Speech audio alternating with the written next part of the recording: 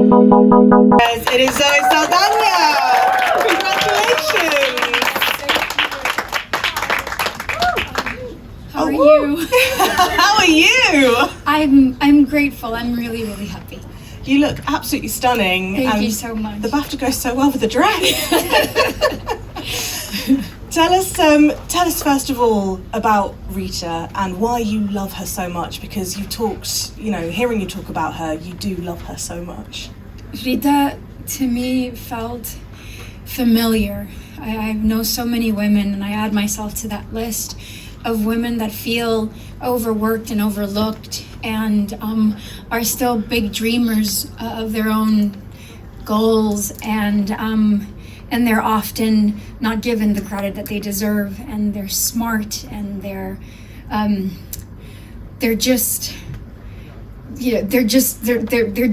meant to be successful, and yet they aren't, and it's not within their control, and I didn't want to get in my own way. I wanted to allow those things that were familiar of Rita to make, to open me up, because as a woman that I work really hard, and I have dreams of my own, and I want to be able to be the best mom and the best wife, the best daughter, but also the best artist that I can be.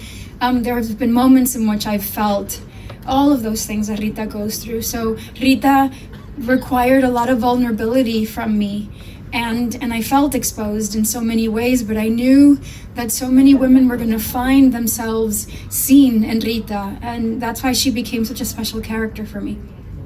And audience reactions have been extraordinary to this character, as you say. Why do you think that it has resonated so much with critics and audiences alike, who are sometimes split on these things? I think Jacques said something really beautiful in his speech, and I'm not going to repeat it verbatim, but it's along the lines of just breaking the conventional norms of whatever manual we give ourselves into doing something. We always want to believe that we have to follow everything in order, that a story needs to have some kind of linear and formulaic sort of structure, and sometimes breaking all that mold and defying, categorization. A story is able to live freely in that, and Jacques did just that, and I really do believe, at least that's what attracted me the most to Emilia. And the more and more I kept talking to not just audiences, but also critics and members of all organizations, that's what resonated also with them. So in a way, it made me feel really connected in terms of the fact that we love storytelling, and sometimes we just wish that we weren't so contrived to only do things in a traditional way. El Mal is such an extraordinary song, it's such an extraordinary scene in the film. So tell us what really challenged you and what you loved the most about filming that sequence. I keep repeating this. Not getting in my own way was the challenge. Sometimes you can become very heady about something and you overthink something.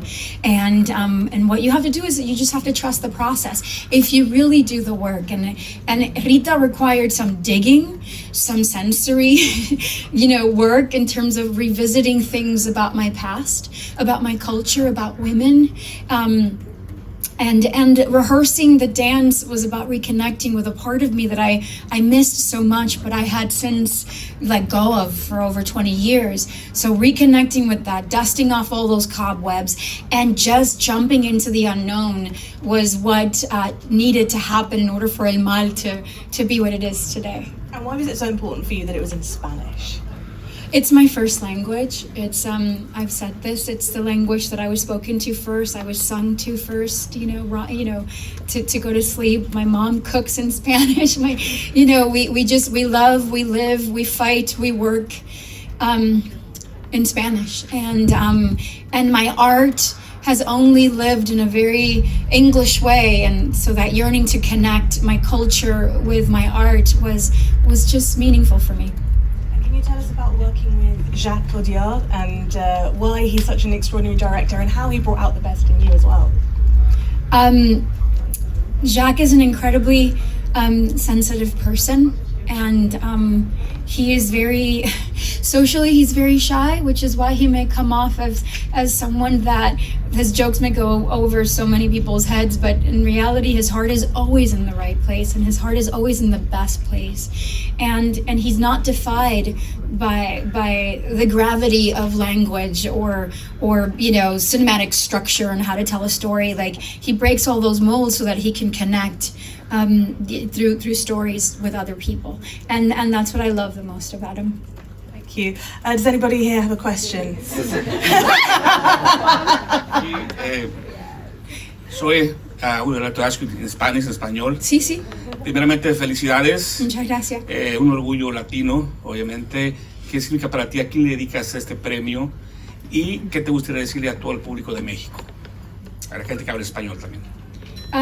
A las personas de México y también del mundo que de verdad vieron la historia y les conmovió de una manera positiva y los inspiró, le doy las gracias.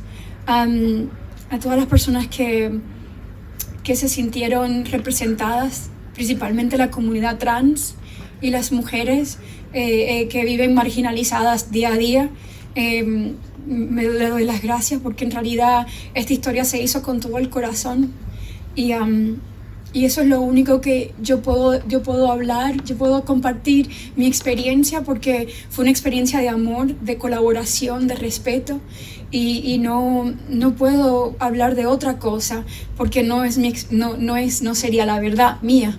Y tengo el deseo de que eso sea lo que al final las personas puedan recordar a Emilia por eso. Muchas gracias. Gracias a usted. Hi. Ciao Zoe. Hi, I'm Ambra from The Upcoming. I saw you in Cannes during Women in Motion, and you were talking about your vulnerability and about you not feeling comfortable still like in your roles and wanting to explore new things. And I wonder, and how controversial was Emilia Perez, which just came out, and then now you won everything basically. I was wondering, like, has this changed your perspective on your career or what you want to achieve, and how do you feel, and what do you want to say to women to believe in themselves? No, it's okay. How do I feel? I feel that following your heart can never be wrong. If your heart is always in a good place, if you believe in what you do and you believe in your values, then follow it. And all you can do, because then you will always stand by that. And that can never be judged as right or wrong. I think as women, sometimes we are told what is the best thing for us, when in reality we have a gut, we have an instinct that if we ignore, that's when really things go awry for us. And I think it's important for women to reconnect with your inner voice. This film, this story, all of these female characters, I know for a fact that we all made it so that we can give visibility to so many women that every day go by marginalized and completely invisible of a mainstream narrative. And so this is for them. And I'm so proud of Emilia, and I joined the voices of my entire team of Emilia Perez. I would do this movie over and over again with an open heart, over and over again. Hi, my name's Selena Boyd from Coco magazine, a magazine that showcases role models just like you, and it's for little girls from age 7 to 11. What would you say to your 10-year-old younger self?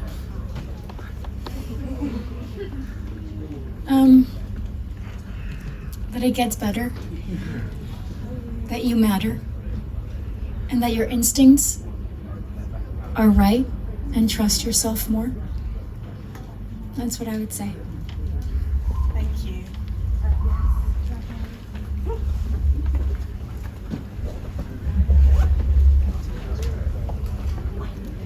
This is so great. Like in America, I only get asked 2 questions. Okay, I love this. Hi Zoe, I'm Max. Congratulations. Thank you it's so lovely much. to have you here in London. I have to say, watching award season this year has felt so different for me, especially with the women. You, Demi, Ariana, Cynthia, Selena, all of you. It's felt like a bit of a revolution, and the women coming together and spending time together. Often we're pitted against each other. I know that as a journalist. How has that felt? And what have those conversations away from the camera been like between all of you? For me, I'm one of 3 sisters. I come from a very matriarchal family. It feels like being home. Women, the only women I've ever known, the only women I've ever surrounded myself with are women that celebrate each other, that have each other's back. We are loyal. Loyalty is never about being righteous or being right or wrong. It's about, it's about doing the deed first and then asking questions later. That's what loyalty is about. And I do believe in the sisterhood of women. So I'm always going to lead with my heart when it comes to women. It has been disheartening and quite isolating for many, many years when we don't play together. And now more than ever, I love the fact that we are beginning to see this. We are becoming less and less afraid of any kind of retaliation or repercussions that may come from us being united. And what is the word that I always say? When women come together, they used to call it like, oh, witches are coming together and we're creating a what? Like I like to call it a congregation. We're congregating all the time. Not only are we learning how to age with grace, we're also saving our younger girls from making mistakes that maybe we made, that we wish we would have had more guidance from other women when we were younger. So I think it's really important for us to come together.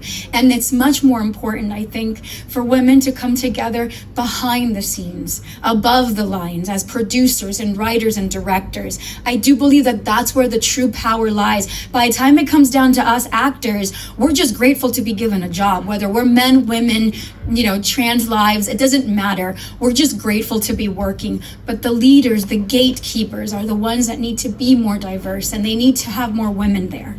That's what's important. Bravo, thank you. Thank you. Thank you so much, Zoe Saldaña. Oh, and I want to say one last thing that I didn't get to say on stage. I'm dedicating all of these awards and the film of Emilia Perez to my nephew, Eli, who he is the reason. They are the reason I signed up to do this film in the first place. So as a proud aunt of a trans life, I will always stand with my community of trans people. Thank you so much. Thank you so much.